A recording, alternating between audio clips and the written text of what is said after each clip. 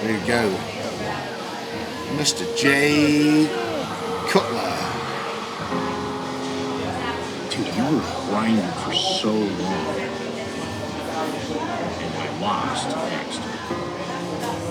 Now, I never questioned. He deserved to win. You know, I always said, like, I gave the title to him, right? And I was backstage, like, damn, like, what do I do? And it was tough. It was tough. I mean, trying to figure out your identity, right? I saw you backstage, and I hate to use the word broken, but you were definitely just shattered. You were just devastated because you just won twice, because I just felt like, holy shit, this guy just took his whole life and chased the best bodybuilder on the planet, wanted to in the history of the planet, in the history of the sport, and now you have a tough run, you know, and then you go in and you lose to Dex. And I'm sure nobody saw that coming.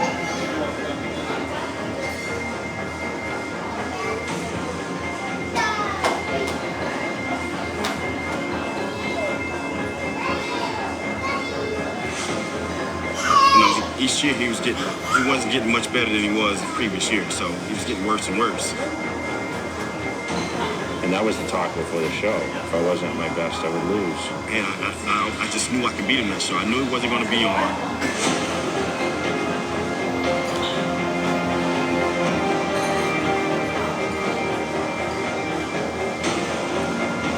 That's it. You know, how much these guys push their bodies to the limit.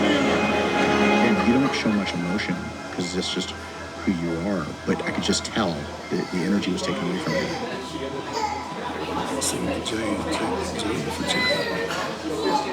When I realized my body wasn't getting better, right? So that's when you're really like, after the show, not even at backstage, you're just like, wow, okay, what are people gonna think? What's my legacy? Think about where you were at that time too, which is really, really crazy, was that, you know, I remember Muscle Time, right, was the big, and they had basically said that you wouldn't be in the top 5 because of, I know you're like on the way out. And I remember it affected you because you kept bringing it up. Day one, confident I was going to come back. And I mean, I lost some word of everyone, you know, people not believing in you. That I was The thing with Jay Cutler, he had such a hard era of bodybuilding to break. How do you beat that? The guys he was up against, I'm like, listen, I'm coming Coleman, back. Make another run at this thing. You had to push that a little bit harder than they did. It was like end of December, and you said, just to break those I barriers. want to come out and train with you. A lot of my career from the rise of second, like, a lot of people around me, like, you're going to win, you're going to win, you're going to win.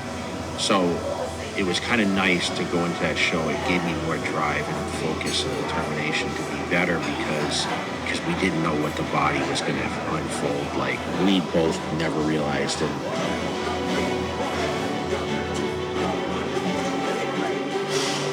I've been there, I've fallen down, and I'm coming back to once again stand there alone. And there's a lot of people right now that doubt that I'm going to come back to do that. But there was a lot of people in the beginning that doubted when I was sliced second. I feel like I give everything I can to the sport, and that's what they'll see once again in 2009.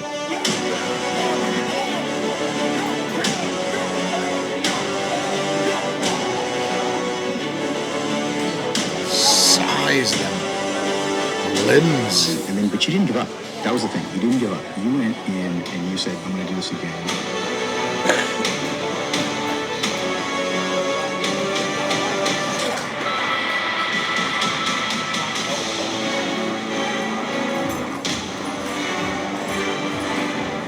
Next year there's going to be another round, and see what happens then.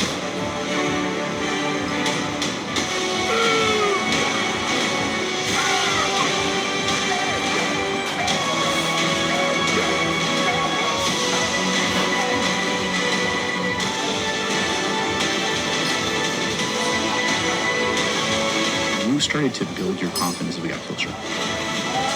You know, I just went like guns blazing.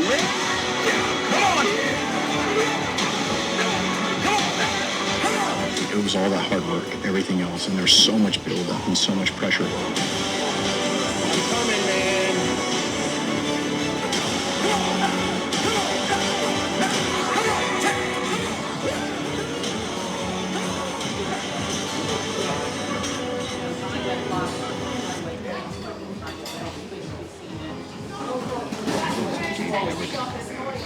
my own sponsors, some of them. But, I mean, even Flex turned against me out in Conway. Like, they weren't confident that I was going to come back, and I had a chip on my shoulder about that. I mean, I lost support of everyone. You know, when you talk about someone's downside and, you know, people not believing in you, that I was the victim of that. You know, everyone gave up on me except, you know, some of my sponsors and the people that were close to me that saw the progression over the time. Winning was a curse for me.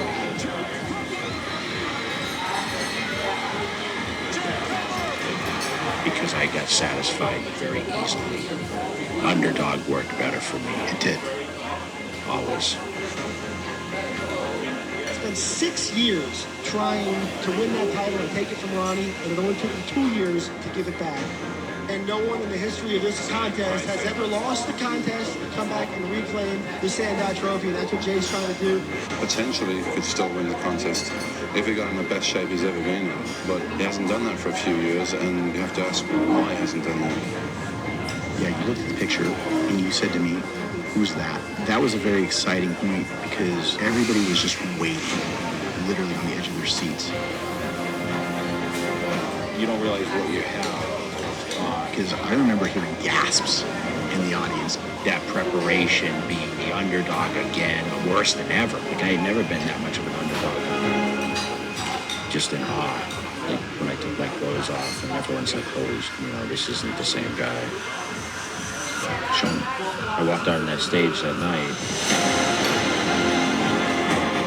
I mean, I knew right then, as soon as I took the step up, I said, it's over. And then he reinvented himself in 2009. When he walked out, he just rewrote the record books with that type of physique. Well, Jay Cutler stomp.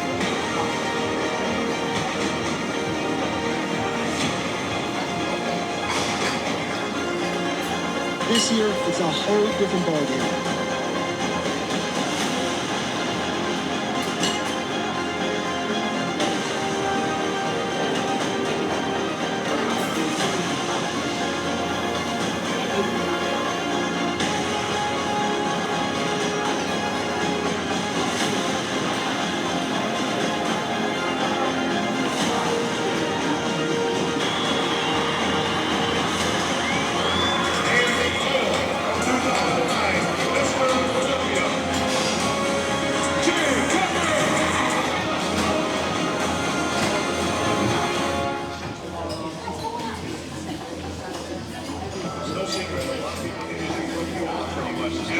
Everyone wrote me on achievements that people see could not be done.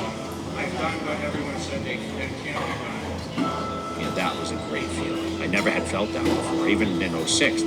Just so much gratifying appreciation for that body and that preparation, being the underdog again, like worse than ever. In bodybuilding, they love you, then they hate you, then they love you again. And that's kind of what happened. But it became even so much more monumental because when you won, it was like everybody was just like, people that even didn't, quote unquote, weren't your fans before, they're all like, holy shit.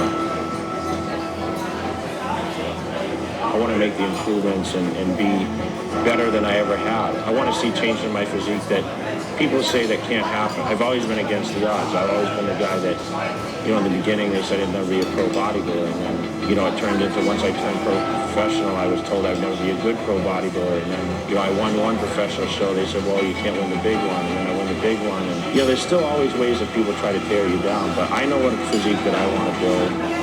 I know what goals I want to accomplish. I like that. Lots of people tearing him down over the years, but he just persevered.